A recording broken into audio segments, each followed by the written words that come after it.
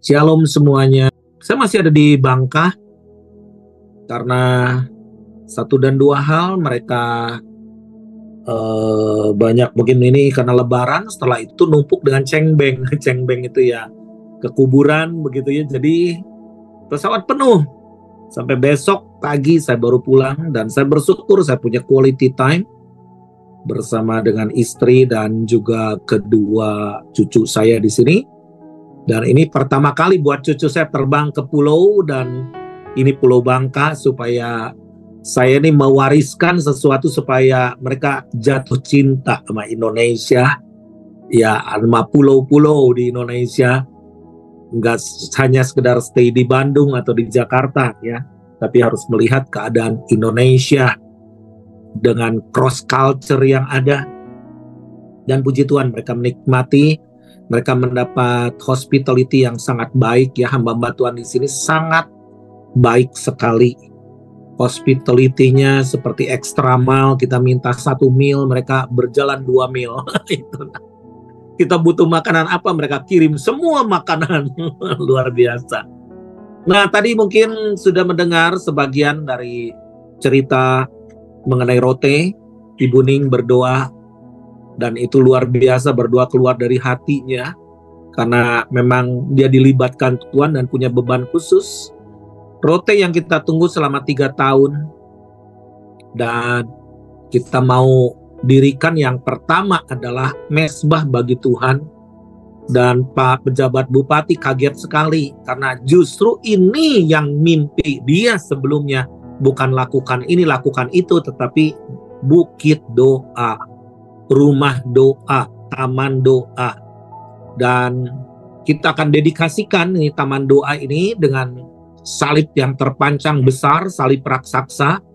Saya ini punya mimpi besar yang bukan ambisi, dan itu bukan saya juga. Kita akan serahkan kepada Rote kembali, kepada My Home Rote Endau, 2 pulau Rote dan Endau. Dan biarlah salib itu tidak 3 biji seperti festival Paskah, tapi 1 ya, penebusan oleh karena salib Kristus. Yang 2 itu nggak berlaku, kan mereka bukan Tuhan. Nah, setelah dari Rote itu, wow, itu terobosannya dahsyat, luar biasa, super. Ini bukan karena kekuatan manusia. Saya pergi ke Bangka di hari Lebaran ini di Pulau Bangka. Dan di Bangka terjadi sesuatu yang dahsyat juga, karena sejak dari 20 tahun 2015 ya, 2015 berarti 18 tahun yang lalu saya adopsi Bangka, dan saya adopsi satu wilayah namanya Desa Tuing, di mana di map juga nggak ada itu namanya Tuing. Dan itu di Desa Mapur namanya, dan itu terkenal dengan dukun-dukunnya. Dan orang Kristen hanya 2 orang saja dulu. Tapi sekarang desa ini sudah berubah menjadi desa yang makmur. Dulu desa super miskin, ekstrim banget miskinnya. Tetapi sekarang menjadi desa yang makmur, dan jalan hot mix ke sana, listrik sudah gebiar di sana. Bahkan ada hatchery itu pembenihan udang dengan puluhan miliar dibangun di sana. Dan teman-teman pengusaha di sini sudah beli lahan-lahan dan akan diserahkan menjadi pantai doa. Taman pantai doa. Ya, pantai taman doa lah gitu. Apapun namanya, whatever. Nah, dan luar biasa sekali. Bahkan dalam beberapa hari ini kita plan untuk membuat satu desa Ubud Village di Tuing ini, yang eksklusif, yang tidak seperti biasa-biasa, dan secara korporat ternyata mudah dilakukan daripada sendiri-sendiri. Bangka ini sekarang menjadi berita yang luar biasa, bagaimana bisa korupsi ratusan triliun. Sebenarnya ini bukan pulau miskin, pulau terkaya. Dan sekarang ternyata gunung-gunung yang bekas limbah daripada tambang timah itu, gunung-gunungnya itu diminati tanahnya, pasirnya oleh Cina karena mengandung kandungan uranium. Bayangkan, dulu dianggap sampah. Tapi saya merasa dalam doa beberapa hari ini bahwa Bangka ini akan shutdown oleh Tuhan selama 2 tahun untuk kita mempersiapkan diri supaya anak-anak Tuhan belajar untuk mengelola. Jangan dirampokin terus gitu ya. Dan kita nggak ngerti bahwa kita ini putra-putri pribumi di daerah tersebut yang harusnya mewarisi bumi. Kenapa harus miskin? Kenapa orang Cina yang harus kaya di sini gitu kan? Nah ini something is wrong dengan kita. Tuhan nggak pernah salah. Dan jadi kita akan bangun sesuatu yang signifikan. Kata saya nggak usah yang biasa-biasa, harus yang luar biasa. Lakukan luar biasa. Jadi saya membangun sedikit master plan ya bersama dengan di sana ya, saya berbicara dengan kades di sana, RT, dan nanti saya akan bawa arsitek-arsitek untuk bisa melakukan sesuatu di sana. Dengan di mana di pantai itu kita bangun kolam renang dengan kaca ya, dengan danau-danau dan cottage-cottage, dan setiap orang memiliki cottage-cottage. Berubah, bukan miskin jadi kaya doang, tapi miskin berubah jadi bermartabat. Bukan sekedar kaya, yang kaya banyak tapi tidak bermartabat ya. Nah, saya mau berbicara satu hal yang penting malam hari ini. Dan khususnya bulan April ini banyak hal yang terjadi yang harus kita simak baik-baik. Jangan sampai kita bodoh. Ya, jadi anak-anak Tuhan penuh Roh Kudus, tapi kita bodoh mengetahui keadaan zaman. Be careful, be careful. Tuhan bicara mengenai suddenly, tiba-tiba. Saya nggak ngerti selama saya ternyata beberapa hari saya dieram di Pulau Bali ini, tapi banyak yang dikerjakan. Mungkin saya awal Mei akan pergi ke Israel lagi. Dan di sana Iran udah mulai menyerang dan sepertinya Israel akan membalas. Nah, kalau membalas berarti siap-siap. Nah, tadi pagi bagaimana Iran melalui Lebanon sudah menyerang Israel lagi, dan banyak yang luka-luka dan kelihatannya ditutupin oleh Israel, banyak yang mati juga. Anyway, kalau Tuhan suruh saya ke sana, saya akan pergi ke sana, tapi juga ini berbenturan dengan rencana kerja kita, di mana kita akan membuat satu malam ucapan syukur tanggal 9 Mei. Itu hari kenaikan Yesus Kristus. Bukan Isa Al-Masih, sudah diganti, kenaikan Yesus Kristus. Jadi kita berinisiasi untuk membuat satu malam ucapan syukur dan apresiasi, di mana kita akan memberikan apresiasi kepada government, existing presiden tentunya Pak Jokowi. Jadi dalam beberapa hari ke depan kita beraudiensi dengan Pak Jokowi, dan berharap tanggal 9 itu nanti kita akan bikin acara malam ucapan syukur dan apresiasi kepada presiden kita, dan kita berdoa untuk pemerintahan ke depan. Bukan presidennya, the power of unity, the power of prayer ini penting sekali. Saya sejak benar-benar berani untuk mengontrak rumah dengan teman-teman, ini bantuan ya Tuhan lah bekerja melalui kita semua. Itu banyak terusan yang sampai nggak bisa ngomong. Di Rote lah, di Bangka lah, setiap tanah yang saya injak ada terobosan yang luar biasa. Dan itulah the power of covenant ya. Banyak orang sibuk tapi nggak punya covenant. Tadi siang juga berjumpa dengan, dan diingatkan kembali di pinggir pantai kita berdoa, di mana kasih yang mula-mula, karena para pendeta itu udah kehilangan kasih, saling ngebully, saling berkompetisi. Ayo ada yang salah ngomong, ayo dijeblosin sekalian gitu kan. Nah, sehingga ini urusan jadi tambah ribet, dan itu sesuai dengan firman Tuhan Bapak Ibu sekalian. Jadi saya katakan, mana kasih yang mula-mula itu sebetulnya. Nah, di dalam Matius 24 mulai ayat 3 sampai ayat 14 ya. Saya baca dulu, nanti saya ceritakan apa yang terjadi pada bulan April ini. Ini adalah waktu tanda percepatan kedatangan Tuhan semakin dekat dan secara tiba-tiba. Di dalam ayat yang ketiga, Matius 24 ayat 3, ketika Yesus duduk di atas bukit Zaitun, datanglah murid-muridnya kepadanya untuk bercakap-cakap sendirian dia. Kata mereka, katakanlah kepada kami, bila manakah itu akan terjadi, dan apakah tanda kedatanganmu dan tanda kesudahan dunia. Tanda kedatangan dan tanda kesudahan, dua yang diminta di pertanyaan itu. Dan jawab Yesus kepada mereka, waspadalah supaya jangan ada orang yang menyesatkan kamu dengan berita-berita menggemparkan, ya, berita-berita yang hanya cari follower, pendeta-pendeta, ya bikin gereja hanya untuk berkompetisi, saya katakan kayak perusahaan aja. Tapi benar-benar kita nih harus bisa mengerti kehendak Tuhan, apa sih sebagai the body of Christ, sebagai eklesia itu. Nah, jawab Yesus kepada, sebab banyak orang akan datang dengan memakai namaku dan berkata, akulah Mesias, dan mereka akan menyesatkan banyak orang. Kamu akan mendengar deru perang dan kabar-kabar tentang perang, namun berawas-awas jangan kamu gelisah, sebab semuanya itu akan terjadi, tetapi itu belum kesudahannya. Kita bersyukur dari 200 misil roket yang dilancarkan oleh Iran itu digagalkan 99%. Sampai cuman satu yang roket ini masuk dan satu anak kecil aja cedera. Tetapi tadi pagi benar-benar itu roket yang dari Iran melalui Lebanon, ya, Hizbollah. Nah, itu benar-benar banyak yang terluka, ya. Nah, Bapak Ibu sekalian, jangan arogan. Pokoknya sih ya, saya melihat begini. Ketika Israel udah mulai membalas, ini berarti udah mulai akan ada pergerakan. Dan kenapa Rusia dengan Ukraina fine? Itu masih berjalan. Tetapi kalau udah menyangkut Israel, menyangkut Yerusalem, ini tanda-tanda sudah semakin jelas.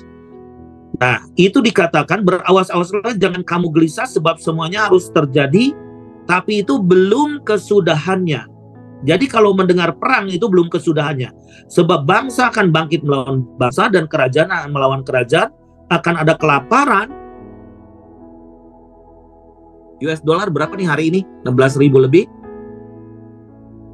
Nah, saya melihat begini, dengan cuaca yang tidak bersahabat sekarang, apakah panen bisa berhasil?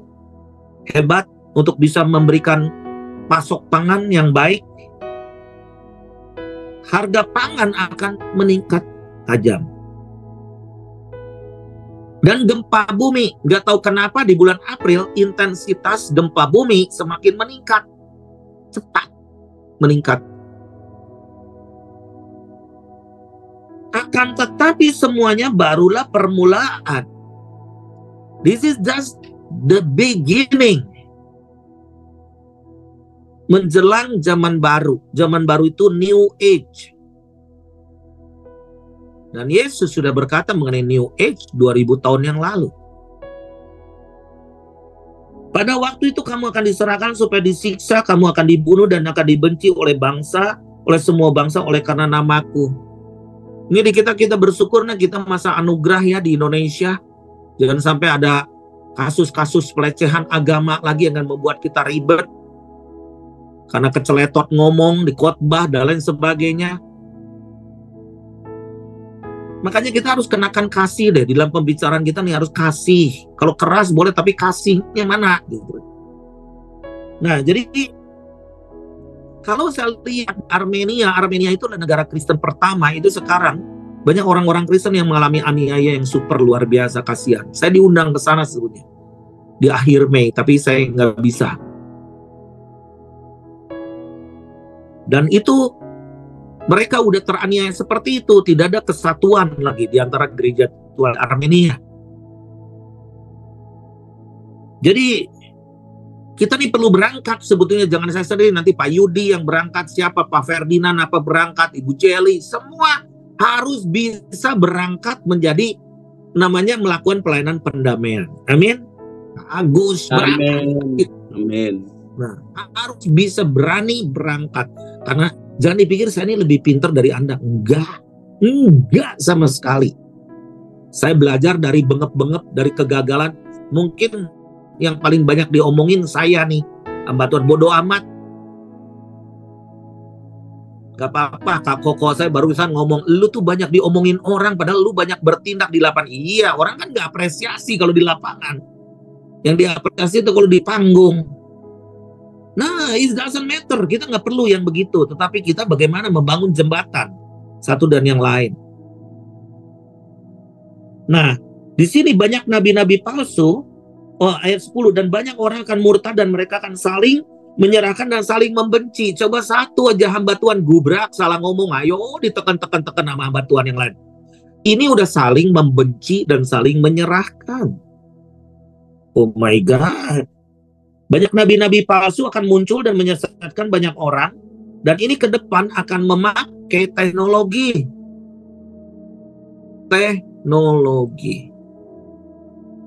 Ya, melalui sosial media lebih gampang untuk menyesatkan orang. Dengan doktrin-doktrin yang aneh-aneh, doktrin progresif, doktrin apa segala macam lagi. Woi, itu tantangan kita luar biasa. Nah, ayat yang ke-12, dan karena makin bertambah kedurhakaan, dan karena makin bertambah kedurhakaan, maka kasih kebanyakan orang akan menjadi dingin, bukannya saling mengasihi, saling memojokkan satu dengan yang lain. Tapi orang yang bertahan sampai pada kesudahannya akan selamat. Dan Injil kerajaan ini akan diberitakan di seluruh dunia menjadi kesaksian bagi semua bangsa. Sesudah itu barulah tiba kesudahannya. Jadi tadi mendengar deru perang itu belum kesudahan, tapi sesudah kesudahannya itu, tiba kesudahannya itu ketika Injil kerajaan diberitakan. Injil kerajaan ini akan diberitakan di seluruh dunia menjadi kesaksian bagi semua bangsa. Sebetulnya kita nih perlu tim kompak aja di My Home. Kalau kompak, saya tadi ngomong di Pulau Bangka ini, kita kompak kan nggak perlu banyak orang, no. Semua gereja harus kompak, nggak susah. 5 aja kompak. Saya katakan dulu kalau kita bikin di stadion di mana ya, bikin hanya kompak aja 5 orang kompak. Nih pendoa kompak nggak? Para pendoa tuh kompak nggak? Nih masalahnya. Seringkali satu kemana, doanya kemana, gitu kan. 5 orang dengan bahasa yang sama, itu bisa kita ngumpulin satu stadion. 5 orang saja kompak. Jadi, apa yang dilakukan di Rote, di Tuing, di Bangka, di sini, 5 aja kompak. Jangan merasa paling super yang satu, paling rohani. Apa yang rohani itu apa? Mujizat di NTT nggak kurang. Yang mati dibangkitkan banyak, air jadi anggur. Apa itu jadi kebanggaan? Kompak. Cuman itu aja Tuhan mau, kompak, gitu kan? Di mana satu keluarga kalau nggak kompak tuh gampang bisa kena serang. Nah, jadi kalau kita lihat tanda-tanda di bulan April ini aja, dari berita-berita ini, yang pertama itu adalah gerhana matahari yang terjadi tanggal 8 April 2024. Ini menakjubkan sekali. Tetapi ini, apa kata firman Tuhan di dalam Yoel 2 ayat 31? Matahari akan berubah menjadi gelap gulita. Ini di Amerika ya, benar-benar siang itu jadi gelap gulita. Berapa detik? 2, 1, 2, 3 menit, dahsyat itu.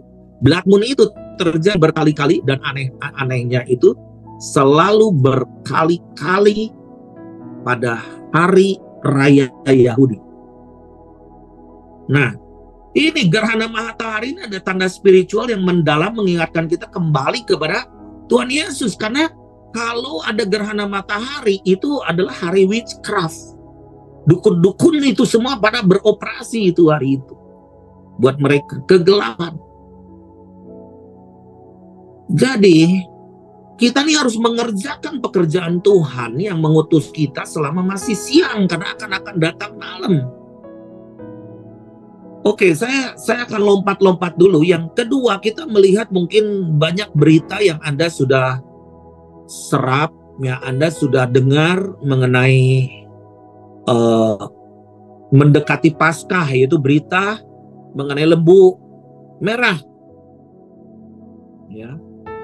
Nah, lembu merah itu sapi merah gitu. telah muncul. Dan ini penemuan ini memicu spekulasi saksikan satu pengorbanan sapi merah pada Paskah 2024. Ini apa sih tanda bagi orang Yahudi? Orang Yahudi masih percaya begini. Dan mereka menggambarkan bahwa Yeskiel 43 ayat 18 sampai 27 itu tulis di situ bahwa mezbah bait suci akan dicucikan dengan air sapi merah. Nah, apa sebetulnya yang diharapkan dari mereka adalah pembangunan bait suci itu. Mungkin ada beberapa di antara Anda apakah pernah pergi ke terowongan yang sudah di atasnya itu udah Al-Aqsa dan di bawahnya itu udah sinagoga. Saya pernah pergi ke situ. Doakan kalau saya mau pergi ke sana itu saya nggak mau kelompok besar, makanya saya bisa nerobos pergi ke tempat-tempat yang signifikan, bukan grup jalan-jalan doang. Kalau jalan-jalan nanti shopping, kebanyakan shoppingnya gitu. Jadi gitu ya. Di dalam Ibrani 9 ayat 13 dan 14 menyatakan jika darah lembu jantan dan darah kambing serta abu sapi yang memercikan najis menguduskan untuk menyucikan daging, terlebih lagi darahnya Kristus. Ini berbicara Paskah ini darah Kristus yang sudah memulihkan kita, yang sudah menyembuhkan kita. Kenapa? Yesus itu bertanya kepada Simon Petrus, Simon Petrus anak Yohanes, apakah engkau mengasihi aku? 9 kali ya Bapak Ibu. Itu Petrus itu Yesus bertanya kepada Simon Petrus anak Yohanes, apakah engkau mengasihi aku? Ya Tuhan, aku mengasihi engkau. Gembalakanlah domba-domba. 3 kali. Tapi pertanyaannya kenapa Yesus itu ngomong hai Simon Petrus anak Yohanes. Padahal Simon Petrus bukan anak Yohanes, anak Yunus. Bagi orang Yahudi, beda surname itu apa? Beda nama bapak, bin itu gak boleh. Kenapa? Karena sebetulnya Simon Petrus itu anak Yunus. Yunus artinya anak merpati. Tetapi kalau Yohanes artinya dari bahasa aslinya Yohanan. Dan apa Bapak Ibu sekalian artinya? Kamu tuh sudah diampuni, jangan-jangan lagi. Itu arti Yohanan. Jadi kita harus punya hati gembala atas orang yang tersesat. Saya bersyukur ada di angka ini ya. Saya melihat, saya barusan doa untuk, makanya saya terlambat masuk karena saya mendoakan orang di ICU. Saya mendoakan keluarganya dulu. Dan saya bersyukur begitu masuk ke Bangka aja ada orang yang dibaptis, baru pertama kali masuk gereja. Dan ada namanya bukan jamahan, saya katakan lagi Selasa kemarin saya katakan mari ini malam mujizat gitu. Saya katakan bukan malam mujizat, malam lawatan. You know, lawatan dengan jamaah itu beda. Kalau jamahan tuh orang sakit disembuhkan, tapi lawatan itu Tuhan itu bisa melawat dengan jarak radius sedemikian rupa. Itu apa yang jadi Bapak Ibu sekalian, ketika selesai ibadah ada satu bapak namanya Pak Akyong, itu jarak 100 atau meter lebih dari gereja, dia mau tidur bergetar dan dia itu nggak bisa tidur lagi, dia berjalan ke gereja sampai istrinya nggak pernah ke gereja, belum terima Yesus. Mau kemana kau? Gitu kan. Aku mau ke gereja. Sudah bubar itu jam 9. Nah, tetap mereka ke gereja pakai celana pendek. Terus saya masih ada di gereja. Kenapa? Ini dia mau tidur bergerak terus mau ke gereja. Padahal dia lagi sakit. Lagi sakit, mukanya lagi sakit. Saya doakan di sendiri nggak ngerti kenapa saya jadi bergerak-bergerak dan saya harus berjalan ke gereja ini. Jadi saya doain dan istrinya nggak terima, belum terima Yesus, terima Yesus. Kita ibadah di sini, lawatannya di sono. Anda doa di situ, lawatannya bisa di mana? Alami hari-hari ke depan lawatan Tuhan. Makanya jangan fokus kepada diri sendiri. Kalau saya minta bangka, pasti Tuhan beri bangka. Kalau saya minta kacang, Tuhan beri kacang. Kita jangan sampai nih semua berdoanya untuk diri sendiri. Kristen udah puluhan tahun, ratusan tahun mungkin kekristenan datang. Tapi everything for ourselves. Tuhan katakan kepada Simon Petrus, gembalakanlah domba-domba. Kamu sudah diampuni, Yohanan. Jadi begitulah Bapak Ibu sekalian. Apa yang diharapkan mereka ini?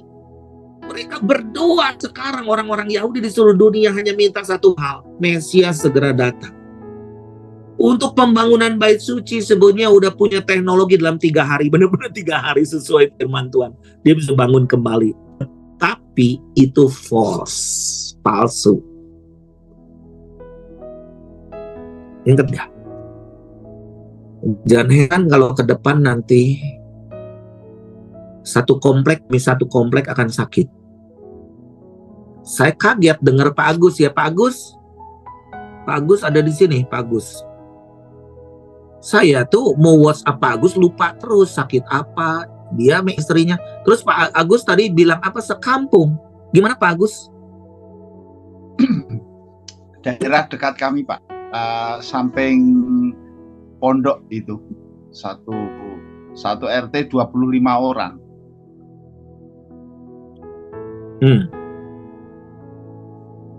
Oke, thank you Pak Agus.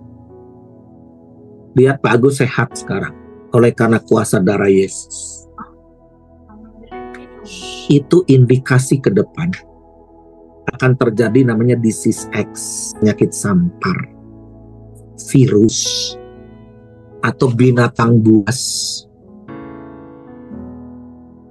Apapun bentuknya.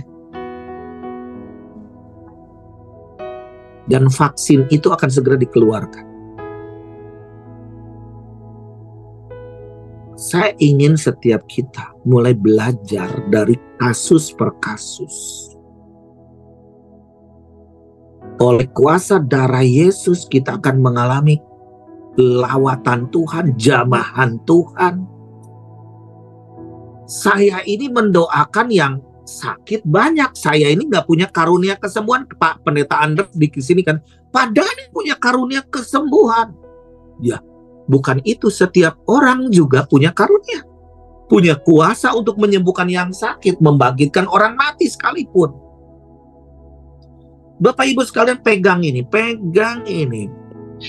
Bahwa ini adalah sesuatu yang akan datang dan sedang datang. Akan menimbulkan satu kepanikan, kekhawatiran. Jadi di bulan April ini akan kita menghadapi satu ketidakpastian. Rating mengatakan di Jerman sekarang inflasi udah 91%. Mengalami kecemasan. Di Israel, orang yang diberkati Tuhan dan dikatakan Tuhan penjaga Israel. 1/3 penduduk Israel sekarang mengalami panik. Apa-apa dengar sirine, panik. Dengar apa, panik. Saya baru dengar bagaimana ketika saya pergi ke Israel 3 minggu yang lalu. Mereka di setiap rumah itu selalu ada namanya safe room. Ruangan yang tahan kena roket. Tapi Anda tahu nggak? Syaratnya 4 detik. 4 detik Anda sudah harus berada di situ. Nggak peduli Anda lagi BAB, lagi di kamar mandi apa, 4 detik. Hari ini mereka bisa tidur nyenyak seperti kita nggak sih? Bahkan 2 hari yang lalu sirine terus-terusan.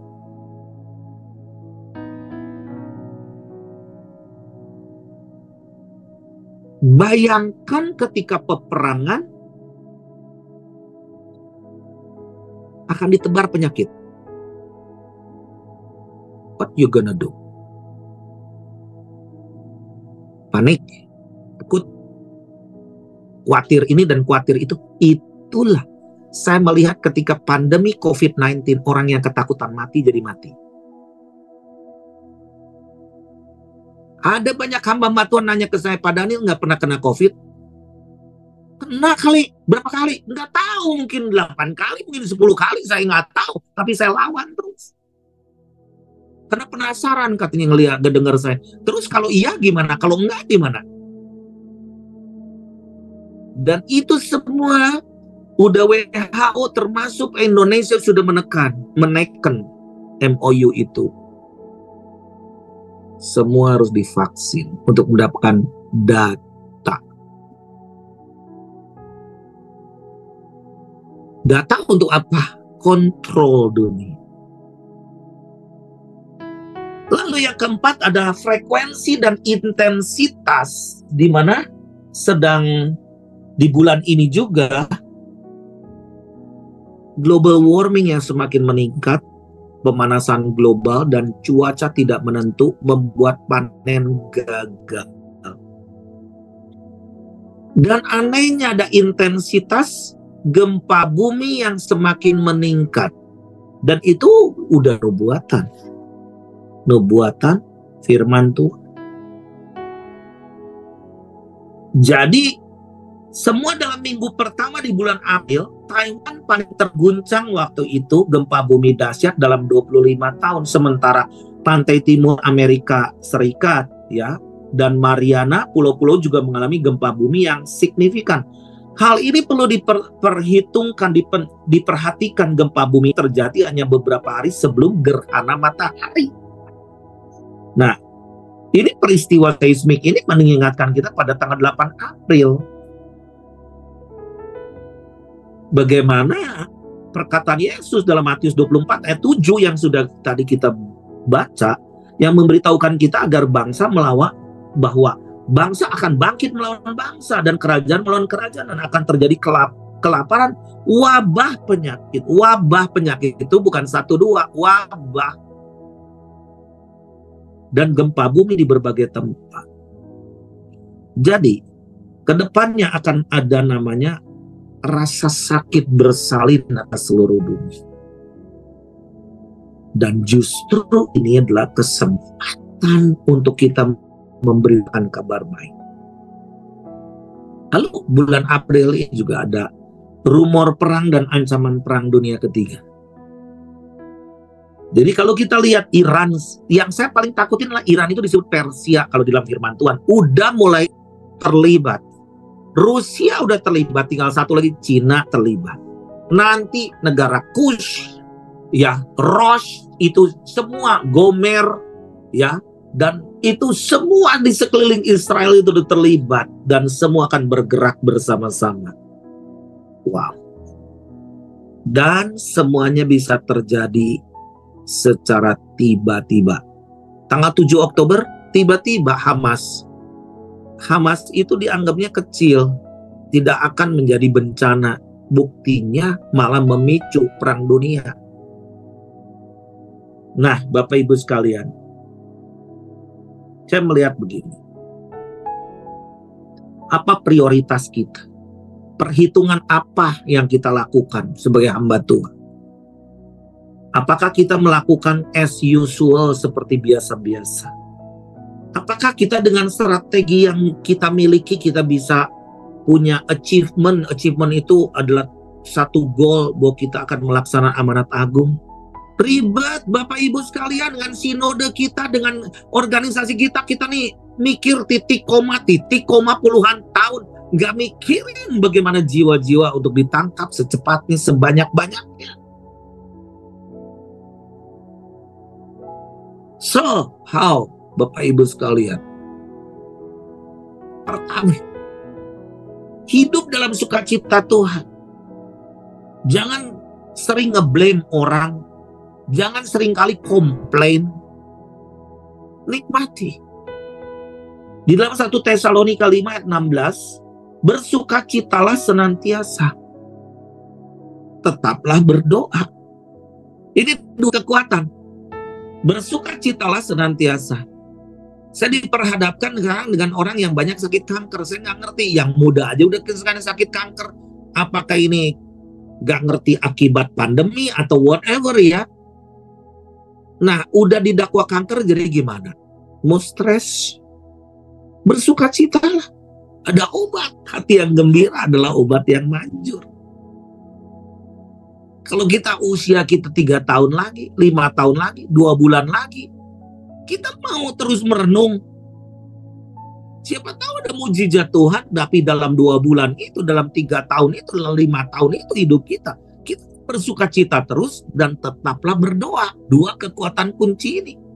Bersukacita dan berdoa. Sebab sukacita karena Tuhan itulah perlindunganmu di dalam Nehemia 8 ayat 11. Jadi sukacita Tuhan itu perlindungan.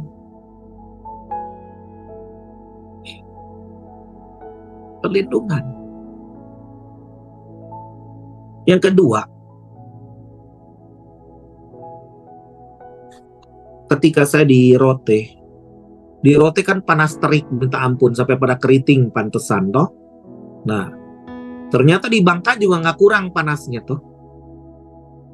Jadi udah muka saya benar-benar hitam nih, kebakar. Tapi saya waktu itu cerita ke teman-teman, ke Ibu Ning, ke Pak Untung, ke Pak Firlot, misalnya. Pentingkan apa yang Tuhan pentingkan. Prioritaskan apa yang jadi prioritas Tuhan.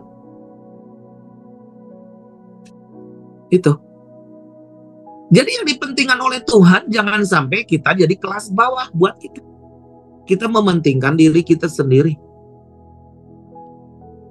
Jadi melakukan kehendak Tuhan itu kadang berlawanan dengan daging kita. Kita nggak kepengen ada di sini kok. Saya holiday nggak pengen ada di Bangka. Tetapi kenapa Tuhan izinkan saya ke Bangka?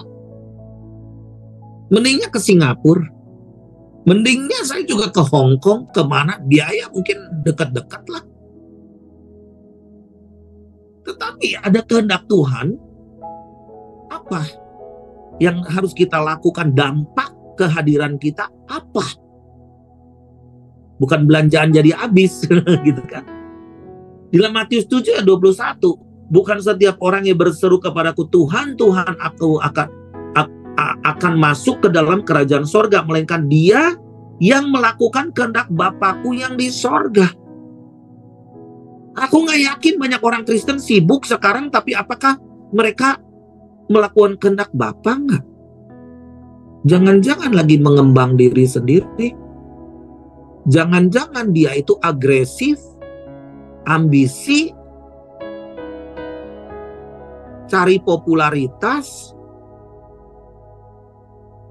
Apakah sedang melakukan kehendak Tuhan?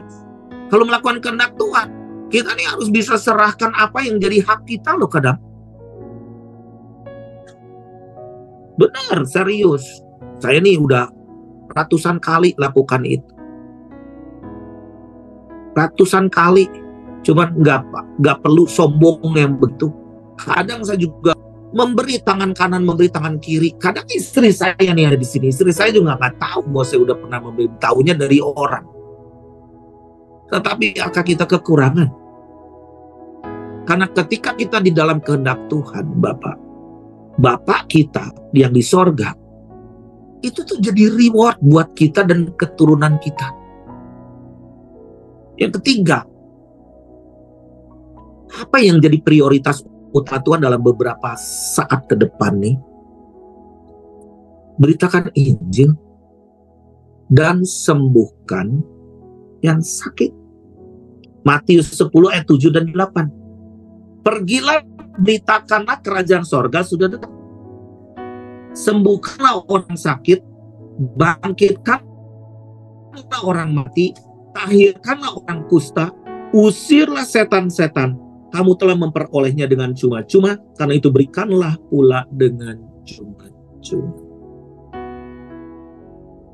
Ketika kita mengunjungi seseorang, ketika kita naik pesawat berkunjung ke daerah lain, jangan berharap bahwa kita ini akan digantiin, berharap kita ini akan diamplopin, berharap kita ini akan dikasih makan enak ini dan itu. Jangan, rewardnya dari Tuhan. Kalau nggak dikasih makan enak, kita nggak bakal datang lagi. Enggak. Karena kita pergi ini memberitakan bahwa kerajaan sorga sudah dekat. Tadi seminar singkat saya di pantai di gazebo, cuaca panas. Ya udah, cucu-cucu di mobil ada AC. Tapi aku beritakan juga, aku doa di situ dengan para istri-istri hamba Tuhan. Kembali kepada original. Oh, kita ini udah pada gede semua dan ministry kita udah super semua sekarang. Tapi we have to go back to the original call. Jadi begini ayat kunci Bapak Ibu sekalian. Mika 2 ayat 13. Mika 2 ayat 13. Penerobos akan maju di depan mereka. Mereka akan menerobos dan berjalan melewati pintu gerbang. Dan akan keluar dari situ. Raja mereka akan berjalan terus di depan mereka. Tuhan sendiri di kepala barisan mereka. Penerobos akan maju di depan mereka. Jadi Tuhan kita adalah the master of breakthrough. Jangan sampai kita berjalan di depan penerobos. Saya bulan April ini kalau dihitung, aduh Tuhan, dari mana bisa Tuhan kirim para malaikat, Tuhan jamah setiap orang. Apalagi nanti kalau saya jadi ke Israel, apalagi nanti jadi nih pertemuan besar akbar dengan Pak Jokowi, apakah itu gak perlu ratusan bus? Siapa yang mikirin? Semuanya cuma tunggu diundang. Sebarusan nih rapat nih tadi jam 6, jam 5 sore tadi. Kita ngundang Jokowinya hebat, tapi mobilisasi manusianya ini nih emang gampang. Suruh datang. Emang orang demen? Belum tentu. Juga perjalanan yang begitu ya bayar harga untuk ketemu Pak Jokowi yang belum tentu juga dia bisa nyalami 10.000 orang misalkan gitu. Harus mulai dari kita jadi pionir. Jangan sampai kita disebut penggerak kota tapi nobody move. Gak ada yang bergerak. Kenapa? Karena kita berjalan di depan penerobos, bukan penerobos yang berjalan di depan kita. Saya mengalami terobosan Bapak Ibu terlalu detail lah kalau saya ceritakan. Kalaupun saya usaha nih punya perusahaan apa yang bisa cover saya nih bulan ini? Nothing. Siapa yang kaya yang mau support? No one. Nothing. Nah, mari dalam masa kegoncangan ke depan, firman Tuhan kata, aku akan goncangkan langit, bumi, darat, laut. Aku goncangkan apa yang dapat aku goncangkan, supaya nyata yang tidak tergoncangkan. Yang tidak tergoncangkan hanyalah firman Tuhan. Dan orang yang berdiri di atas firman Tuhan tidak akan tergoncang. Justru di masa krisis kita akan mengalami terobosan demi terobosan. Amin. Saya ingin Bapak Ibu kita akan close dengan unmute, dan saya ingin semua berdoa untuk dirinya sendiri, gak usah doain yang lain dulu. Katakan bahwa aku akan mengalami terobosan, aku biarkan master of breakthrough penerobos itu berjalan di depanku, dan dalam masa kegoncangan aku akan membuat terobosan-terobosan. Aku akan pergi, aku akan memberitakan Injil, aku akan menyembuhkan yang sakit, aku akan memiliki bumi, tanah yang diinjak oleh kuda akan diberikan kepadaku. Ayo semua katakan. Ini bukan kesombongan, tapi benar-benar waktu percepatan. Saya ingin setiap orang akan dipakai Tuhan. Amin. Yuk kita buka, unmute, kita doa selama 2-3 menit. Setelah itu nanti Pak Yudi close dalam doa.